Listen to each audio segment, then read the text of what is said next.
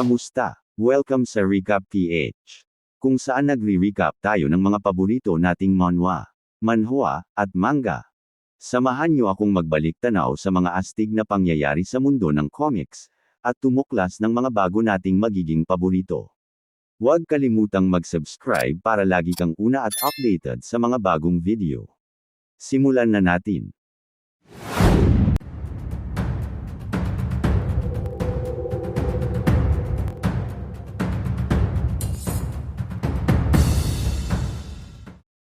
Pasigaw na sinabihan ng shaman ang dalawa na umalis na sa kwarto, at wala daw itong pakialam kung anak ba sila ng pinuno o kung ano paman. Nagtataka din siya kung paano sila nakapasok gayong iniutos ni Lady Sok, na wala dapat manghimasok sa kanyang ginagawa. Habang tahimik na pinagmamasdan ni Zeng ang pinuno, ay inulit muli ng shaman ang pakiusap na umalis na sila, dahil mas lulubha ang kondisyon ng pinuno dahil sa masamang espiritu. Nagpatuloy sa pagpapaliwanag ang matanda kung bakit kailangan na nilang umalis. Wala na nga raw siyang masyadong oras, at baka mahuli na ang lahat pag nagtagal pa sila. Maya-maya pa ay isang tunog ang narinig nila mula sa pinuno, at sabay-sabay pinanood ng tatlo na magbago ang itsura nito. Kaunting oras na nga lang at tuluyan ng mapapasa kamay ng masamang espiritu ang katawan ng pinuno, habang nakatulala pa rin si Zeng sa harapan nito na walang ideya sa mga nangyayari. Ilang saglit lang ay nagumpisa ng lumutang ang katawan ng pinuno. Napaatras ng kaunti si Zeng dahil sa masamang enerhiyang lumalabas galing dito. Alam ng matandang shaman na kahit anong oras ay maaaring maging kontrolado na ng masamang espiritu ang katawan ng pinuno, kaya mabilis niyang pinakiusapan ang dalawa na tulungan siyang hawakan ito. Kailangan nilang mapigilan ang pinuno na makawala sa ritual, at muling susubukan ng shaman na isalba ang sinaniban. Sandaling nag-alangan ang dalawa dahil sa nakakatakot na itsura ng pinuno. Isa-isa na ring naaalis ang mga pulang tali na nakakabit sa pinuno, kaya sumigaw ang shaman na bilisan ng dalawa ang pagkilos. Hinawakan ni Escort Chan at Zeng ang pinuno sa magkabilang braso nito, habang ang shaman naman ay muling idinikit sa noo ng pinuno ang isang dilaw na papel at nagsimulang magdasal. Nakitaan ang reaksyon ng pinuno sa ginawa ng matanda, pero masyadong malakas ang masamang espiritu. Nagpumiglas ang sinanib ang pinuno at dahil sa puwersa nito, ay hindi kinaya ni Escort Chan na pigilan ito matapos hawakan at baliin ng pinuno ang kanyang kamay. Sinabi ng shaman na lumalakas palalo ang masamang espiritu habang tumatagal, samantalang namimilipit sa sakit ang escort. Maya-maya pa ay nagumpisa ng gumapang sa katawan ng pinuno ang masamang espiritu, papunta sa kamay ni Escort Chan. Mabilis na binalaan ng shaman ang escort na delikado din siya, kapag nakapasok rin sa katawan niya ang masamang espiritu. Nataranta naman si Escort Chan at sinabing ngayon niya lang narinig na nakakagapang ang masamang espiritu sa katawan ng isang tao. Hindi alam ng escort ang gagawin, hindi rin siya masaya na ngayon lang ito nasabi ng matanda. Takot na takot si Escort Chan habang pinapanood ang masamang espiritu na lumapit sa kamay niya. Pero bago pa man ito tuluyang makapunta sa kamay ng escort ay gumawa na ng paraan si Zeng. Gamit ang isang espada ay walang pag-aalinlangang pinutol ng binata ang kamay ng pinuno para mapigilan ito. Nagulat ang escort at matanda sa ginawa ni Zeng.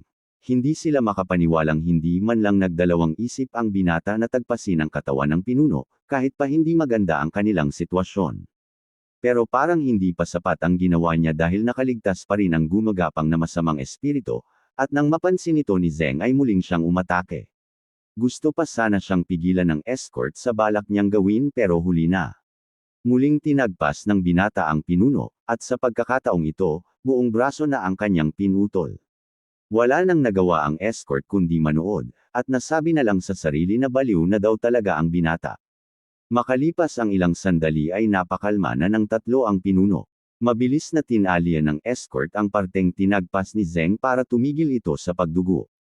Ang shaman naman ay mabilis ding nilagyan ng dilaw na papel ang naputol na braso ng pinuno. Nangangamba rin ang matanda dahil hindi lang niya binigo ang hiling ni Lady Sok, na walan pa ng braso ang pinuno. Kailangan niya daw makagawa ng paraan para makatakas kundi siya ang masisisi. Pero sandaling naputol ang shaman sa kanyang pag-iisip nang tutukan siya ni Zeng ng espada. Tinanong nito sa matanda kung ang nangyari ba ngayon lang ang dahilan kung bakit may karamdaman ang pinuno.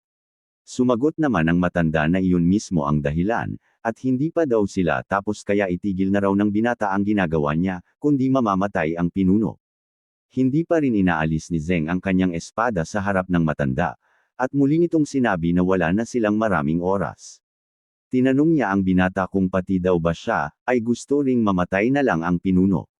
Dahil sa sinabi ng matanda ay nalaman ni Zeng na may taong gustong mamatay ang pinuno, at agad niya itong tinanong kung si Lady Sok ba ang nag-utos sa kanya.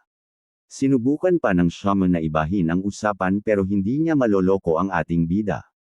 Kapag hindi daw siya umamin ay siya naman ang susunod na tatagpasin ito. Ilang saglit pa ay umamin na rin ang matanda na si Lady Sok nga raw ang umupo sa kanya, at sinabi din daw nito hindi mahalaga kung makakaligtas pa ang pinuno o hindi. Kailangan lang daw niyang alamin kung saan nakatago ang selyo ng pinuno at ang libro nito sa martial arts, sa pamamagitan ng pagtatanong sa masamang espiritu nasa loob nito. Nagulat ang escort sa kanyang narinig at sinabi sa kanyang sarili na kung hindi sila dumating, ay siguradong ang unang young master na daw ang papalit bilang pinuno. Mabilis na nakiusap ang escort kay Zeng na kailangang mailigtas ang pinuno. Hindi daw magiging maganda kung ang unang young master ang papalit sa posisyon, at siguradong papatayin din ni Lady Sok ang ating bida. Sumang-ayon naman ang binata sa sinabi ng escort, at sinabing malaki ang posibilidad na gawin nga iyon ni Lady Sok. Sumabat naman ang shaman na kaya niya pang iligtas ang pinuno. Gagawin niya raw ang lahat para mangyari ito kaya itigil na raw sana ni Zeng ang ginagawa niya. Maya-maya pa ay inalis na ni Zeng ang kanyang espada sa harapan ng matanda, sabay sabing ituloy nito ang iniutos ni Lady Sok. Nagtaka naman ang matanda sa sinabi ng binata dahil ang akala nito ay uunahin ni Zeng ang kaligtasan ng pinuno, pero iba sa kanyang inasahan, inutos ni Zeng na ituloy niya ang pinapahanap ni Lady Sok, at kailangan niyang magtagumpay dito.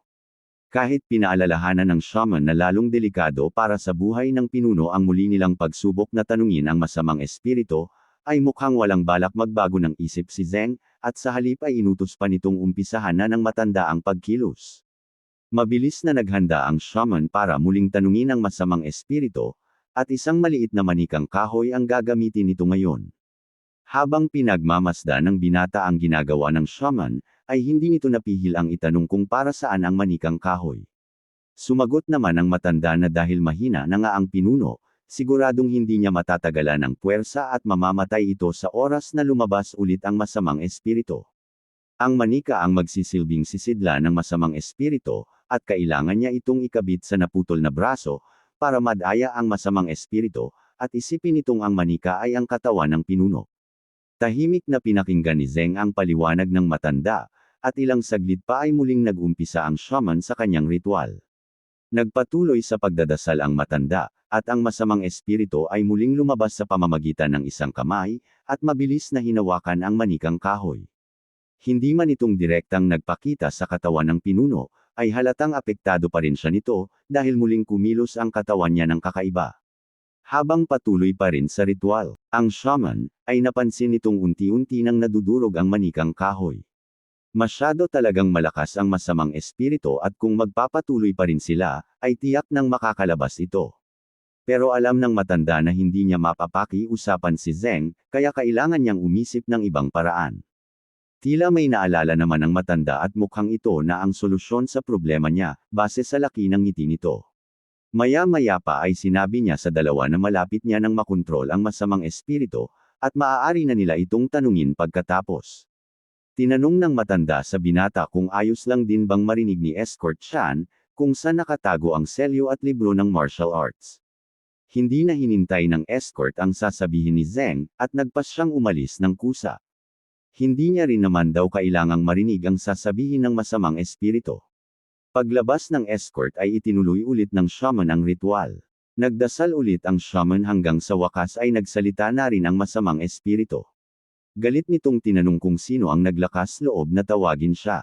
Pagkarinig ng matanda sa boses, ay mabilis nitong sinabi na kailangang sumagot ng masamang espiritu sa kanyang katanungan. Sumagot din naman ang espiritu, at tinanong kung ano ba ang gusto nilang malaman. Nang tanungin ng matanda ang kinaroroonan ng selyo ng pinuno, at libro nito sa martial arts, ay sumagot agad ito na nasa ilalim daw ng silid ng pagamutan, sa likod ng pintong yari sa bato. Tagumpay ang matanda na makuha ang gusto niyang malaman, pero hindi na natagalan ng manikang kahoy ang puwersa ng masamang espiritu, at tuluyan na itong nasira. Mabilis niyang sinabihan si Zeng na kailangan nitong putulin ang taling nakakabit sa katawan ng pinuno, kundi makakarating ang masamang espiritu dito at tuluyan na nitong gagamitin ang katawan. Mabilis na tinagpas ni Zeng ang pulang tali na ginagapangan ng masamang espiritu pero sa kasamaang palad, sa kanya napunta ang atensyon nito. Siya naman ngayon ang ginapangan ng masamang espiritu, at mabilis itong umakyat sa kanyang katawan mula sa kanyang paa. Napatingin si Zeng sa matanda na para bang naghihintay na may gawin ito para sa kanya, pero parte pala ito ng maitim na balak ng shaman. Nakangiting tinitignan ng matanda ang ating bida, habang ang mga kamay ng masamang espiritu, ay patuloy sa paggapang hanggang umabot na sa ulo ni Zeng ang mga ito. Hindi na nakakilos pa ang binata, na halos matabunan na ng mga kamay ng masamang espiritu, habang nakatingin sa matandang shaman. Hindi na nakagalaw ang ating bida pagkatapos pumasok sa kanyang katawan ang masamang espiritu. Ayon sa matandang shaman, masyado nga raw malakas ang masamang espiritu, at dahil malapit na rin itong maalis sa kanyang kontrol, ay tama ang kanyang naging desisyon na hayaang kay Zeng ito sumanib. Para nga daw siyang pumatay ng 2 ibon gamit ang isang bato, dahil hindi lang niya nakumpleto ang misyon ni Lady Sok, nagawa niya ring iligpit ang binata na hadlang sa kanya, at dito niya rin isisisi ang lahat ng nangyari. Samantalang walang malay ang ating bida, ay nanggigigil sa sobrang galit ang masamang espiritu, dahil sa ginawa sa kanya ng matandang shaman. Hindi niya nga raw mapapatawad ang pangdadayang ginawa nito, at dahil sa katawan ni Zeng siya sumanib, ay inakala ng masamang espiritu na ang binata ang may kasalanan. Mabilis naman napalitan ng tuwa ang galit ng masamang espiritu nang makita ang batang itsura ng kanyang sinaniban. Kukunin nga daw niya ang katawan ni Zeng sa halip na ang katawan ng matandang pinuno. Mananatili na lang daw ang kamalayan ng binata sa kanyang nakaraan, habang ang masamang espiritu naman ang gagamit sa kanyang katawan. Sa loob naman ng isipan ni Zeng, ay nakatayo siya sa isang pamilyar na lugar. Ito raw ang madalas niyang puntahan noong mga panahon na kasama niya pa ang kanyang lolo. Sa mapayapang parte ng kabundukan na ito kumukuha ng tubig ang binata. Hindi nga raw siya maaaring magkamali pero pakiramdam niya ay parang may mali sa nangyayari ngayon. Hindi ang maganda pakiramdam ng ating bida, at para bang may nakakalimutan daw siyang isang bagay na mahalaga. Maya-maya pa ay napansin na ni Zeng ang apoy at usok na nanggagaling sa direksyon ng kanilang tirahan. Dali-daling tumakbo ang binata habang tinatawag ang kanyang lolo at nakikiusap na sana ay walang masamang nangyari dito. Ilang sandali pa ay natano na ng binata ang katawan ng matanda, at mabilis niya itong nilapitan habang tinatawag niya ito. Gaya ng nangyari sa nakaraan, ang itaas na bahagi na lang ang natira sa katawan ng matanda, at wala na itong buhay ng datna ng binata. Agad na inangat ng binata ang katawan ng matanda, at sinubukang tawagin ito, pero walang kahit isang salita siyang narinig na sagot. Hindi matanggap ni Zeng ang nangyayari. Nagtatanong kung sino ang may kagagawan nito, at ilang sandali pa ay nakiusap sa kanyang lolo na wag siyang iwan nito. Ngayon lang naunawaan ng binata kung gaano kahalaga ang presensya ng matanda sa kanya. Naalala niya kung gaano siya kasaya at kontento sa buhay niya kasama ito. Pero kahit anong gawin ng binata, ay hindi na muling babalik ang kanyang nag-iisang pamilya. Naghihinagpis ang ating bida habang nakayakap sa walang buhay na katawan ng kanyang lolo. Sa isang banda, masayang pinapanood ng masamang espiritu ang nakikita ni Zeng sa loob ng kanyang isipan. Habang patuloy pa rin sa pag-iyak ang ating bida, ay nakatayo sa kanyang likuran ang halimaw na matagumpay na nalaman ng tunay na ninanasa ni Zeng. Mabilis na kumilos ang masamang espiritu para tuluyan niya ng maaga sa binata ang katawan nito. Ngayon alam na nito ang gusto ng kalooban ni Zeng, ay ipaparanas niya ni ito sa binata, para hindi na siya magising muli. Habang kumakalat sa katawan ni Zeng ang kapangyarihan ng halimaw, ay nagising ang diwa ng binata matapos marinig ang boses ng kanyang lolo. Tinanong ng matanda sa kanyang apo kung ano ang kanyang ginagawa. Bakit daw nakaupo lang ito sa isang tabi, at hindi siya tinutulungan sa trabaho? Hindi naman maintindihan ni Zeng ang nangyayari dahil kanina lang ay hawak niya ang walang buhay na katawan nito, pero ngayon ay nakatayo ito sa kanyang harapan at kinakausap pa siya. Nahulog na sa kapangyarihan ng halimaw ang ating bida, mabilis na tumayo si Zeng at agad na niyakap ang kanyang lolo. Nagtataka naman ang matanda sa ikinikilos ng binata, at sinabi pang baka matumba daw sila sabay tanong kung may nangyari daw sa binata. Sumagot naman si Zeng na wala daw nangyari, at sinabi sa sarili na hindi niya nahahayaang mawala ang kanyang lolo, dahil ito lang daw ang nag-iisang rason kung bakit siya nabubuhay. Maligayang tinitignan ng masamang espiritu ang maglolo habang abala ang mga ito. Ito nga ang paraan niya para tuluyan ng makuha ang kontrol sa katawan ng binata. Ang magpakita ng mahalagang alaala ng mahal nito sa buhay, gamitin ito upang muling iparanas sa biktima, at habang buhay na magiging masaya ito sa loob ng kanyang isipan. Nagpatuloy sa pag-uusap ang maglolo na parang nasa realidad ang dalawa. Tinanong ni Zeng kung bakit daw siya pinangalanan gamit ang mga karakter na mabuti ang ibig sabihin. Ang masamang espiritu naman ay lumapit sa dalawa na sinasabing hindi na kailanman mawawala sa binata ang kanyang lolo, kung mananatili siya sa tabi nito. Buong-buo ang paniniwala ng masamang espiritu na nagtagumpay na siya, at ilang sandali na lang ay makukuha niya na ang katawan ng binata, kaya laking gulat nito nang mapansin na nakatitig ang binata sa kanya. Nanlaki ang mga mata ng halimaw sa labis na pagkabigla kasabay ng pag-atake ni Zeng sa kanya, at hinawakan ang mukha nito. Hawak ang halimaw ay sinabi ni Zeng na dahil daw sa kanya, ay muling naranasan ni Zeng ang pinakamasama niyang alaala. Hindi naman mapakaniwala ang halimaw sa nangyayari, at tinanong sa binata kung papaano siya nito nahanap. Hindi sumagot ang binata sa tanong ng masamang espiritu, hindi nga nagustuhan nito na dinamay pa ang kanyang patay na lolo sa pagmanipula kay Zeng. Dinagdag pa ng binata na nagkakamali ang masamang espiritu kung inaakala nito na ang makitang buhay ang kanyang lolo ang kanyang ninanosa. Higit na mas magiging maligaya daw siya kung ang ginawa nito, ay bigyan siya ng pagkakataon na makita ulit para patayin ang salarin sa pagkamatay ng kanyang lolo. Marahang pumapasok sa masamang espiritu ang totoong gusto ng ating bida. Isang mapanganib at malakas na pagnanasang pumatay. Kahit nga raw mga masasamang espiritu, ay matatakot sa sobrang itim ng budi ng binata. Napatanong na lang ito sa kanyang sarili kung paano nagkaroon ng ganitong pagnanasa ang isang buhay na tao. Hindi man niya inasahan na mas masama pa ang nasa isipan ng binata sa kanya, ay pansin niya pa rin na may pumipigil dito. Maya-maya pa, sumagot na ang lolo ni Zeng sa tanong ng binata kanina kung bakit mabuti ang ibig sabihin ng kanyang pangalan. Alam daw ng matanda sa umpisa pa lang na hindi ordinaryo ang binata, at naiiba sa karamihan pero nais niyang lumaki ang apo na maging mabait at matuwid. Habang unti-unting naglalaho ang imahe ng kanyang lolo, sinabi nito na sana ay maging mabuting tao ang binata gaya ng kahulugan ng pangalan niya. Tuluyan nang nawala ng bisa ang kapangyarihan ng masamang espiritu kay Zeng, kaya mabilis na tumakas ang halimaw. Wala nga daw sa tamang pag-iisip ang binata kaya kailangan niyang pumasok sa mas malalim na kamalayan nito.